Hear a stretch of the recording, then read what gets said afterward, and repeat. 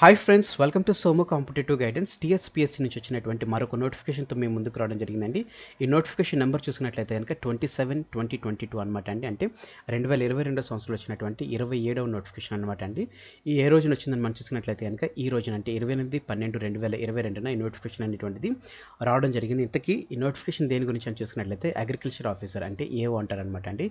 Agriculture officer in agriculture and cooperation department general recruitment సంబంధించిన notification అనమాట అండి. మొత్తం చూసినట్లయితే 148 పోస్టులుగా నోటిఫికేషన్ అనేటువంటిది విడుదల అవడం జరిగింది అనమాట అండి. మల్టీ జోన్ 1లో 100 పోస్టులు, మల్టీ జోన్ 2లో 48 పోస్టులతో కలిపి మొత్తం 148 పోస్టులకు గాను నోటిఫికేషన్ విడుదల చేయడం జరిగిందండి. మ్యాక్సిమం ఏజ్ చూసుకున్నట్లయితే కనుక మినిమం వచ్చేసి 18 ఇయర్స్, మ్యాక్సిమం వచ్చేసి 44 ఇయర్స్ అనమాట అండి. అదే రకంగా స్కేల్ పే చూసుకున్నట్లయితే కనుక 51,320 నుంచి 1,27,310 అనేటువంటిది మ్యాక్సిమం పే స్కేల్గా ఉండడం జరిగింది అనమాట అండి. ఇప్పుడు మనం మల్టీ జోన్ 1, మల్టీ జోన్ 2లో క్యాస్ట్ వైజ్గా అంటే కేటగిరీల వైజ్గా ఎంత మట్టుకు వాళ్ళకి పోస్టులు అనేటువంటిది ఏ రకంగా సాగ్రిగేట్ చేయడం జరిగింది అనేటువంటిది ఇప్పుడు మనం క్యాస్ట్ వైజ్గా అంటే కేటగిరీల వైజ్గా మల్టీ జోన్ 1 అదే రకంగా మల్టీ జోన్ 2లో ఉన్నటువంటి పోస్టులు ఏ రకంగా సాగ్రిగేట్ చేశారనేటువంటి దానికి సంబంధించినటువంటి ఇప్పుడు మనం వివరం చూద్దాం అనమాట అండి. ఇందులో మీరు చూసుకున్నట్లయితే కనుక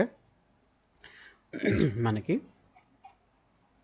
మల్టీ జోన్ 1లో మనం చూసుకున్నట్లయితే కనుక ఈ మల్టీ జోన్ 1లో మనకి మొత్తం చూసుకున్నట్లయితే 100 పోస్టులు అనేటువంటి తీయడం జరిగింది కదండి. అందులో ఓసీలో జనరల్కి 17, ఉమెన్స్కి 12, ఈడబ్ల్యూఎస్కి జనరల్ 6, ఈడబ్ల్యూఎస్కి 3, అదే రకంగా బీసీఏలో జనరల్స్కి 5, ఉమెన్స్కి 2, బీసీబీలో జనరల్స్కి 6, ఉమెన్స్కి 3, బీసీసీలో జనరల్స్కి 1, ఉమెన్స్ లేరు, బీసీడీలో జనరల్స్కి 5, ఉమెన్స్కి 2, బీసీఈలో జనరల్స్కి 3, ఉమెన్స్కి 1, ఎస్సీలో జనరల్స్కి 9+1 సిఎఫ్, ఉమెన్స్లో 5 పోస్టులు ఇవ్వడం జరిగింది. ఎస్టీలో జనరల్ 7, ఉమెన్స్కి 3, పిహెచ్లో చూసుకున్నట్లయితే కనుక జనరల్స్కి 1 విహెచ్సిఎఫ్, 1 హెచ్హెచ్సిఎఫ్, 1 హెచ్హెచ్, 1 ఓహెచ్, 1 ఎంహెచ్, ఉమెన్స్లో చూసుకున్నట్లయితే 1 విహెచ్సిఎఫ్, 1 విహెచ్, 1 హెచ్హెచ్ అనేటువంటిది ఇవ్వడం జరిగింది.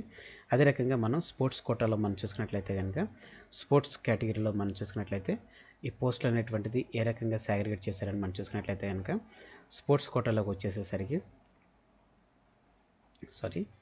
స్పోర్ట్స్ కోటాలో మనం చూసుకున్నట్లయితే కనుక పోస్టులు అనేటువంటిది ఈ రకంగా సాగ్రిగేట్ అనేటువంటిది చేయడం జరిగింది అనమాట అండి. ఇందులో మీరు చూసుకున్నట్లయితే కనుక స్పోర్ట్స్ కోటాకు వచ్చేసి జనరల్స్ 1, ఈ రకంగా చూసుకున్నట్లయితే కనుక మొత్తం 100 పోస్టులకు గాను మల్టీ జోన్ 1లో 66 పోస్టులు వచ్చి జనరల్స్కి 34 వచ్చేసి ఉమెన్స్కి ఇవ్వడం జరిగింది అనమాట అండి. టోటల్ 100 పోస్టులు గాను. నెక్స్ట్ మల్టీ జోన్ 2లో చూసుకున్నట్లయితే కనుక 48 పోస్టుల్లో 30 పోస్టులు అనేటువంటిదేమో జనరల్స్కి, 18 పోస్టులు ఏమో ఉమెన్స్కి ఇవ్వడం జరిగింది అనమాట అండి. ఈ రకంగా వెరసి total generals multi zone 1, multi zone 2లో చూసుకున్నట్లయితే 96 పోస్టులు, ఉమెన్స్కి 52 పోస్టులు, వెరసి 148 పోస్టులు గాను నోటిఫికేషన్ అనేటువంటిది విడుదల చేసినట్లుగా తెలపడం జరిగింది అనమాట అండి.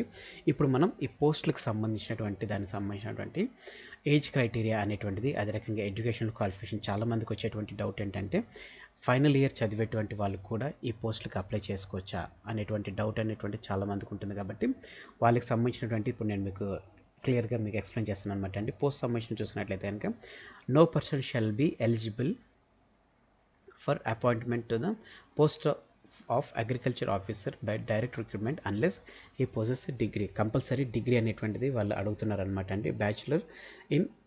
Bachelor of science in agriculture, BSc honours in agriculture, recognised university నుంచి చేసినటువంటి వారు దీనికి ఎలిజిబిలిటీ అని చెప్పి తెలపడం జరిగింది అనమాట అండి. అదే రకంగా డిస్టెన్స్ ఎడ్యుకేషన్ చేసినటువంటి వాళ్ళు కూడా దీనికి ఎలిజిబిలిటీ అని చెప్పడం జరిగింది అనమాట అండి. ఈక్వలెంట్ సర్టిఫికేట్ క్వాలిఫికేషన్ ఉన్నటువంటి వాళ్ళు దానికి సంబంధించినటువంటి అంటే ఈ డిజైర్డ్ క్వాలిఫికేషన్తో పాటుగా ఇంకా ఫర్దర్ క్వాలిఫికేషన్ ఉన్నా కానీ వారు దీనికి చేసుకోవచ్చు అని చెప్పి తెలపడం జరిగింది అనమాట అండి. అయితే వీడి యొక్క ఏజ్ క్రైటీరియా అనేటువంటిది ఏ రకంగా ఉంటుంది, ఏజ్ క్రైటీరియా అనేటువంటిది 18 to 44 అనేటువంటిది ఏజ్ ఇవ్వడం జరిగింది.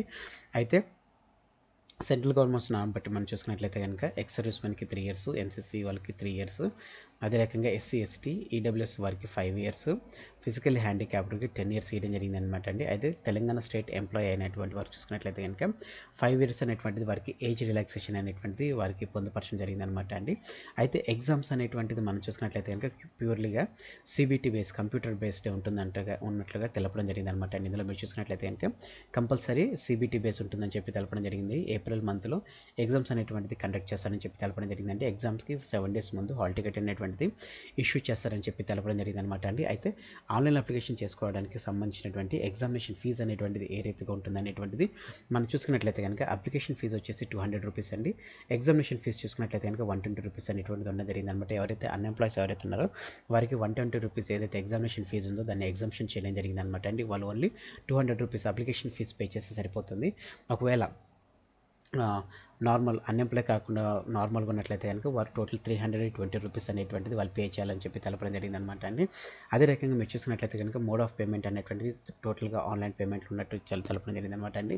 అన్ని బ్యాంక్స్ అనేటువంటిది యాక్సెస్ ఉన్నట్లుగా తెలపడం జరిగింది అనమాట. ఇప్పుడు మనం ఈ పోస్టులకు సంబంధించినటువంటి ఎగ్జామినేషన్ సెంటర్స్ అనేటువంటిది ఎక్కడ ఉంటున్నాయి, ఆ ఎగ్జామినేషన్ సెంటర్ సంబంధించినటువంటి వివరాలు అనేటువంటి చూద్దాం. అదే రకంగా ఎగ్జామినేషన్ అనేటువంటిది సబ్జెక్ట్స్ ఏముంటాయి అంటే ఎగ్జామినేషన్లో ఉండేటువంటి సబ్జెక్ట్స్ ఏంటి, ఎన్ని పేపర్స్ ఉంటాయి, నెగిటివ్ మార్క్స్ ఏమైనా ఉన్నాయా, దానికి సంబంధించినటువంటి వివరాలు ఇప్పుడు మనం చూద్దాం అనమాట అండి. మొట్టమొదటిగా మనం చూసుకున్నట్లయితే కనుక ఈ పోస్టులకు సంబంధించినటువంటి సిలబస్ అనేటువంటిది మనం చూసినట్లయితే కనుక పేపర్ 1 వచ్చేసి general studies and general abilities అనమాట అండి. 150 క్వశ్చన్స్, 150 మార్క్స్, 150 మినిట్స్ అనేటువంటి తీయడం జరుగుతుంది అనమాట.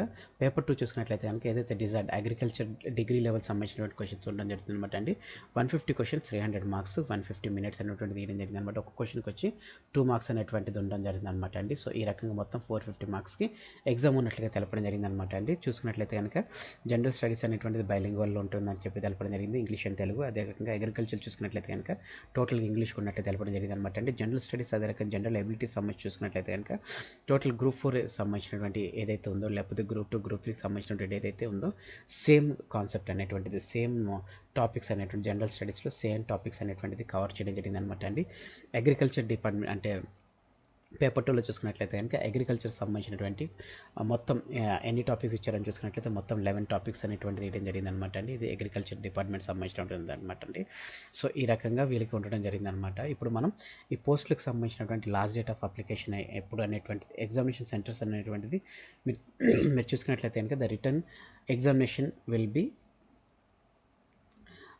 Held at Hyderabad including HMDA. Only HMDA Hyderabad HMDA పరిధిలో మాత్రమే ఎగ్జామినేషన్ సెంటర్స్ అనేటువంటిది ఇస్తున్నట్లుగా తెలపడం జరిగింది అనమాట అండి. మిగతా ఏ చోట ఎగ్జామ్స్ అనేటువంటిది కండక్ట్ చేయరు, ఓన్లీ హెచ్ఎండిఏ హైదరాబాద్ హెచ్ఎండిఏలో మాత్రమే కండక్ట్ చేస్తున్నట్లుగా తెలపడం జరిగింది అనమాట అండి. ఈ పోస్టులకి అప్లై చేసుకోవాలనుకునే వాళ్ళ యొక్క లాస్ట్ డేట్ ఏంటిది, ఆన్లైన్ అప్లికేషన్, అదే రకంగా ఆన్లైన్ పేమెంట్ సంబంధించినటువంటి లాస్ట్ డేట్ ఏంటని మనం చూసుకున్నట్లయితే కనుక అప్లికేషన్ యొక్క స్టార్టింగ్ చూసుకున్నట్లయితే కనుక జనవరి 10 నెక్స్ట్ మంత్ 10 నుంచి ఆన్లైన్ అప్లికేషన్ అనేటువంటిది స్టార్ట్ అవుతుందన్నమాట అండి. 5 ఆన్లైన్ అప్లికేషన్ లాస్ట్ డేట్ మనం చూసుకున్నట్లయితే కనుక జనవరి 30, అంటే మనకు 20 డేస్ టైం అనేటువంటి 21 డేస్ అనేటువంటిది ఇవ్వడం జరిగింది అనమాట అండి. 5 కల్లా 30 జనవరి 30 5 గంటల కల్లా, సాయంత్రం 5 గంటలకి ఆన్లైన్ అప్లికేషన్ ఎండ్ అవుతుంది. అదే రకంగా ఆన్లైన్ పేమెంట్ కూడా ఎండ్ అవుతున్నట్టుగా తెలపడం జరిగింది అనమాట అండి. సో ఫ్రెండ్స్, ఇదండి టీఎస్పీఎస్సీ నుంచి వచ్చినటువంటి AO agriculture officer in agriculture and cooperative department సంబంధించినటువంటి జనరల్ రిక్రూట్మెంట్ సంబంధించినటువంటి video. Thanks for watching the video. Have a nice day. All the best for exams. Bye.